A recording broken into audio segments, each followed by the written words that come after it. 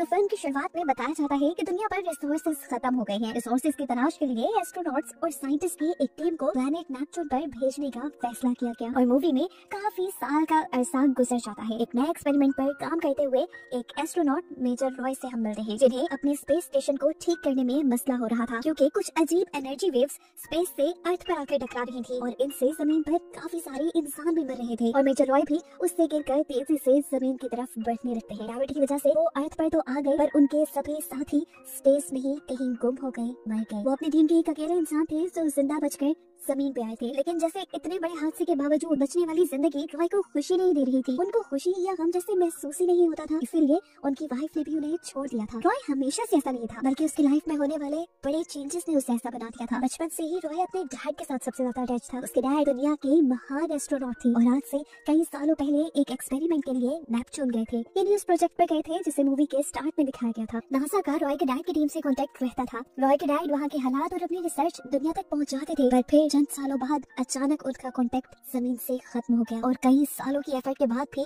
जब नासा उनके space station का स्पेस में पता ना चला सकी तो उन्होंने रॉय के डैड के साथ उनकी पूरी टीम को दुनिया वालों को मरा हुआ बता दिया। जिस दिन के बाद से रॉय की लाइफ और भी ज्यादा फीकी हो गई। रॉय को इस टाइम उसके हेडक्वार्टर बुलाया जाता है और बताया जाता है कि जिन वेव्स की वजह से उसका स्पेस स्टेशन तबाह हुआ था वो वेव्स नेपच्यून से आ रही थी, बिल्कुल उसी जगह से आ रही थी जहाँ आज से कई साल पहले उसके डैड की टीम को भेजा गया था रिसर्च के लिए। नासा के साइंटिस्ट का मानना था कि वो एनर्जी वेव्स नेपच्यून में मौजूद इनका स्पेस स्टेशन ही जनरेट कर रहा है और ऐसा खुद ब खुद हो जाए ये पॉसिबल नहीं था। साइंटिस्ट की टीम को लग रहा था कि उसके डैड अभी भी जिंदा है और वो नेपच्यून पे कोई ना कोई एक्सपेरिमेंट जरूर कर रही है जिसकी वजह से ये सब हो रहा है। शायद वहाँ बैठे रॉय के डैड ये बात नहीं जानते कि उनके इस एक्सपेरिमेंट से अर्थ तबाह हो रही है। साइंटिस्ट बताते हैं कि उन्होंने स्पेस स्टेशन में रॉय के डैड से कांटेक्ट करने की बहुत कोशिश की है, लेकिन वहाँ से कोई आंसर नहीं आ रहा। इस सब को रोकने के लिए ये लोग एक मिशन प्लान करते हैं। इस मिशन में रॉय के साथ उसके डैड के फ्रेंड को भी जाना था। सफर उनका शुरू होता है और अर्थ से रॉकेट लॉन्च हो गई। ये लोग सबसे पहले जाकर चांद पर लैंड करते हैं। मून पर लैंड करने के बाद इन्हें मून पे ही दूसरी तरफ अपने स्पेस कॉम तक जाना था, लेकिन रास्ते में ही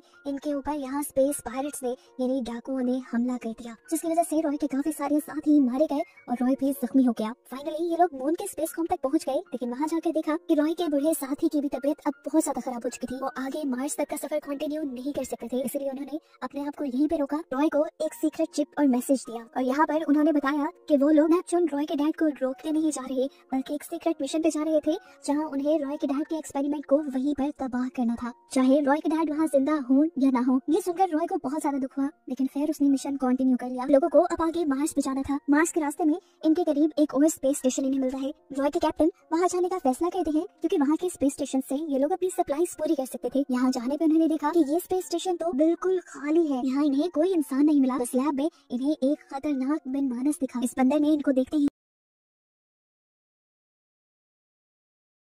अपने कैप्टन को बचाया और